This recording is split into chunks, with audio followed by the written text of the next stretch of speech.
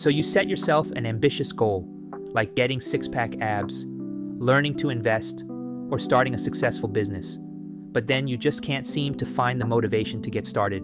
And even when you do find the motivation, somehow one thing after another keeps coming up that gets in the way, making it difficult to push forward or continue your progress. You then procrastinate and tell yourself, I'll do it tomorrow, then tomorrow, then tomorrow. And soon, your dreams remain just that, dreams. Sounds familiar? So why is it so hard to get off our butts and do the things we know are good for us and would make our lives so much better in the future? Are we just lazy creatures? Or is there something deeper going on? First off, procrastination is rooted in our biology. It has a lot to do with two main parts of the brain, the limbic system and the prefrontal cortex. The limbic system is one of the oldest and most dominant parts of the brain, working on autopilot to handle basic survival instincts. It's the part that makes you pull your hand away from something hot or avoid things that seem unpleasant. It's all about instant comfort and avoiding pain. This is why it's so tempting to fix your mood right away by scrolling through social media or watching TV instead of doing that hard task. On the other hand, the prefrontal cortex is a newer, less developed, and therefore somewhat weaker part of the brain. Located right behind the forehead, it handles planning, decision-making, and focusing on long-term goals. It's what helps you get things done, but it doesn't work automatically like the limbic system. You have to make a conscious effort to engage it, like making yourself sit down to focus on a difficult task, or forcing yourself to go to the gym.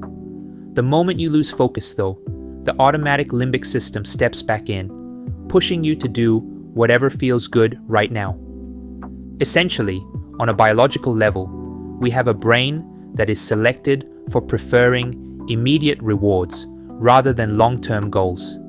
You can't blame yourself for what evolution has given you, but here are the things you can take responsibility for.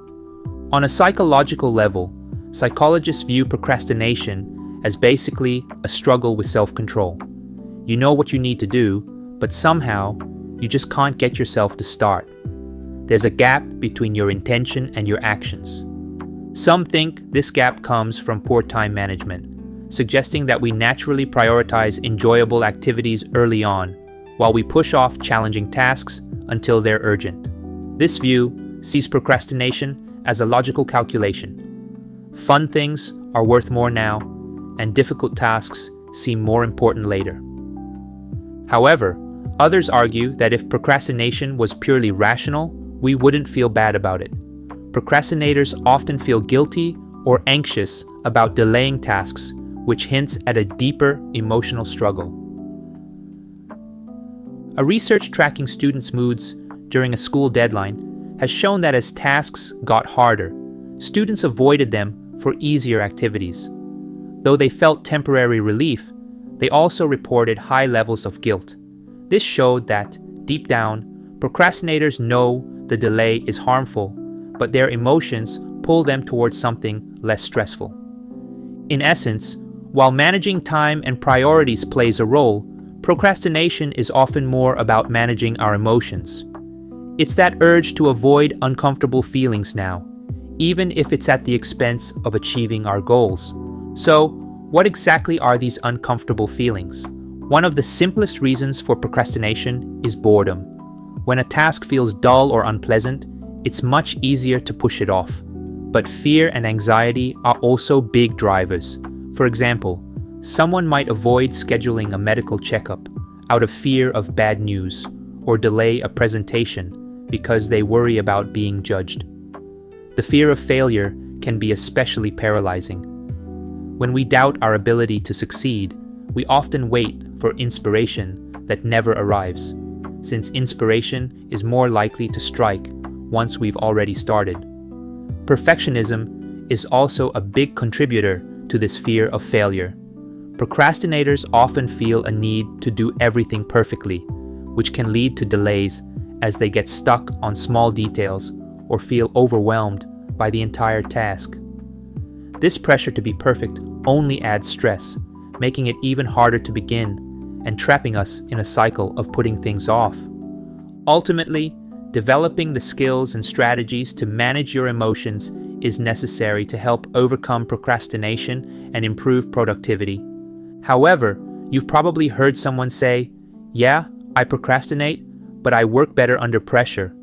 I would argue that the performing better feeling is likely just an illusion.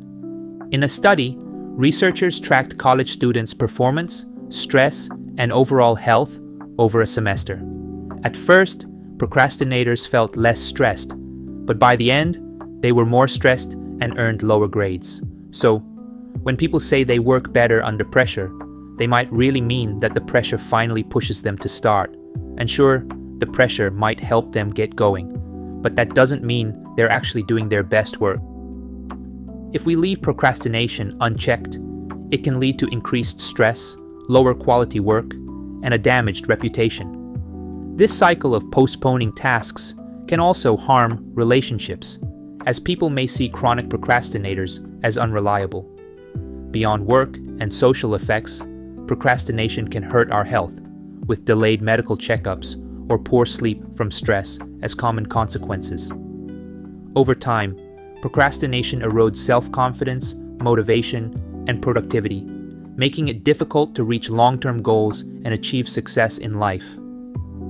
Alright, how do you overcome procrastination and achieve greatness, you might ask?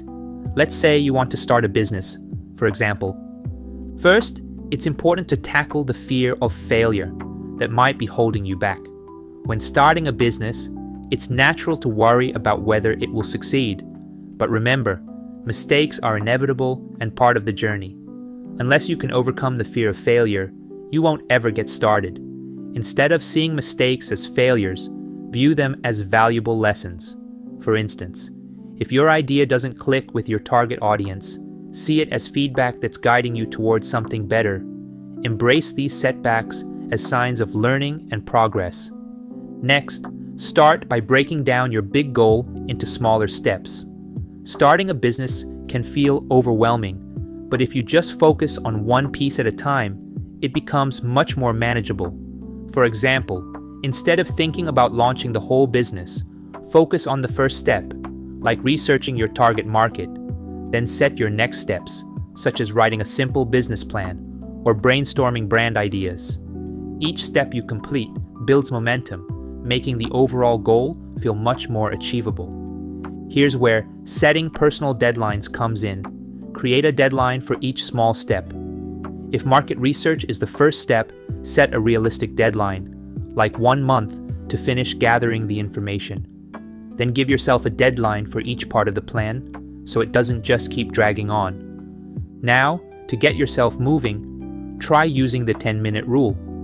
Commit to working on a task for just 10 minutes.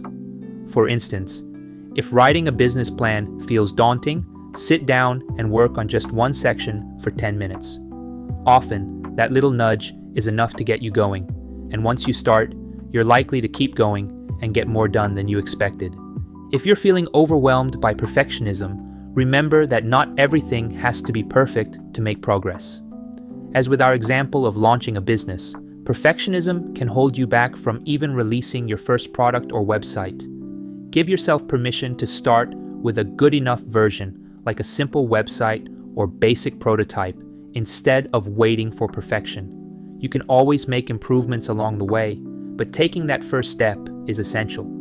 To keep the momentum going, find ways to make the task enjoyable or meaningful. Connect it to a bigger purpose, like envisioning how your business could positively impact customers or improve your own life. Or make it a bit fun. Maybe put on your favorite playlist while working on your marketing ideas. Adding something positive to the process helps keep the ball rolling. Reducing distractions also makes a big difference. Set up a focused workspace where you're less likely to get sidetracked. If you're working on your business plan, put your phone in another room, close unrelated browser tabs, or use tools to block distracting sites. This way, you're less tempted to procrastinate and can stay on task. And don't forget to reward yourself. After each step, Treat yourself to something small, like a favorite snack or a short walk. For example, after completing your market research, reward yourself with a coffee break or a relaxing activity. Knowing there's a reward can keep you motivated and make each part of the process feel more satisfying. Lastly, if you find yourself slipping back into procrastination, try visualizing the stress and disappointment of not achieving your goal. Imagine what it would feel like to look back years from now and realize you didn't pursue your dreams of becoming your own boss. Picture the regret of staying in a job that doesn't inspire you, or the unfulfilled life you might face if you never take that leap. Sometimes, imagining this future can be enough to motivate you to get started now, taking those first steps toward a life that truly excites you. In the end, overcoming procrastination is about understanding yourself and taking simple steps to keep moving forward. Whether it's starting a business, building a healthier lifestyle, or learning a new skill, remember that only you can break down the barriers you've put in place.